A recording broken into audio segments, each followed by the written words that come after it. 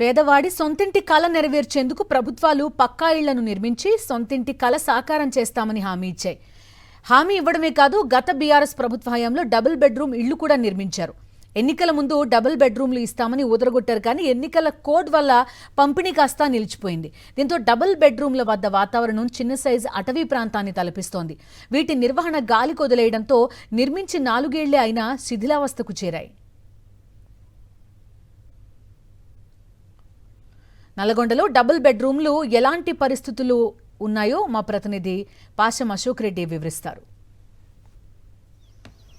మనం నల్గొండ నడిగడ్డలో ఉన్నాం. నల్గొండ ఉమ్మడి జిల్లాకు సంబంధించి నల్గొండ జిల్లాకు సంబంధించి నియోజకవర్గ కేంద్రం ఇది. ఇక్కడ 560 డబుల్ బెడ్రూమ్ ఇండ్లు, అంటే గూడు లేనటువంటి నిరుపేదలకు సొంత ఇంటి కళను నెరవేరుస్తామని చెప్పేసి కూడా కోట్లాది రూపాయలు వెచ్చించి నిర్మించినటువంటి డబుల్ బెడ్రూమ్ ఇండ్లు నిర్మాణం పూర్తయి ఏండ్లు గడుస్తున్నా కూడా ఇంకా లబ్ధిదారులకు కేటాయించకపోవడంతో ప్రస్తుతం ఒక నిర్మానుష్యమైనటువంటి వాతావరణం కనిపిస్తుంది.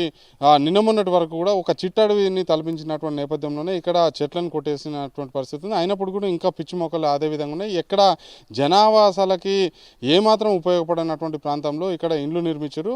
అయినప్పటికీ కూడా తమకు ఇండ్లు వస్తున్నాయి, ఆ సొంత ఇంటి కళ నెరవేరబోతుందని చెప్పేసి లబ్ధిదారులు కావచ్చు, నిరుపేదలు కావచ్చు ఆనందపడి సంబరపడిపోయినటువంటి పరిస్థితి ఉంది. అయినప్పుడు కూడా ఆ సంబరం కూడా 3 నెలల ముచ్చటగా మారినటువంటి నేపథ్యంలోనే నిర్మించినటువంటి ఇండ్లు ప్రస్తుతం శిథిలావస్థకు చేరుకున్నాయి. ఒకవైపు అందులో కరెంటు కోసం ఏర్పాటు చేసినటువంటి స్విచ్ బోర్డులు కావచ్చు, మిగిలినటువంటి పరికరాలు మొత్తం పూర్తిగా ధ్వంసమైనాయి. అదే సమయంలో కిటికీలకు అద్దాలు పగిలిపోయినాయి. మరోవైపు చూసుకున్నట్లయితే గోడలు కూడా గట్టిగా ఎవరైనా బలంగా ఉన్నటువంటి వ్యక్తి గట్టిగా పోయి గుద్దితే గోడలు కూడా కూలిపోయేటువంటి పరిస్థితి.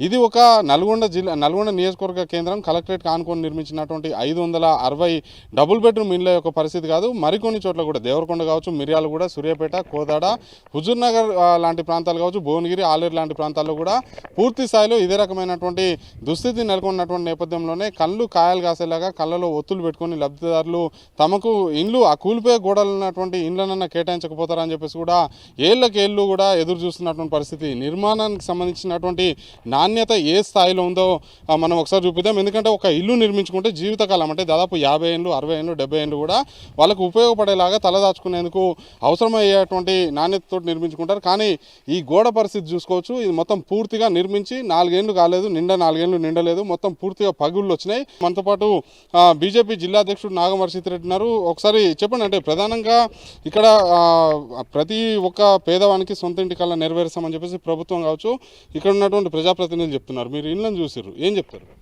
ఈరోజు నల్గొండ కలెక్టరేట్ వద్ద ఉన్నటువంటి 560 డబుల్ బెడ్రూమ్ ఇళ్ళ దగ్గర మనం ఉన్నాము. ఇక్కడ చూడొచ్చు ఈ యొక్క ఇల్లులు ఎట్లా శిథిలావస్థల పరిస్థితిలో ఉన్నాయి. అసాంఘిక కార్యక్రమాల కేర్ ఆఫ్ అడ్రస్గా ఈ యొక్క డబుల్ బెడ్రూమ్ల ఇళ్ళ పరిస్థితి ఉన్నది.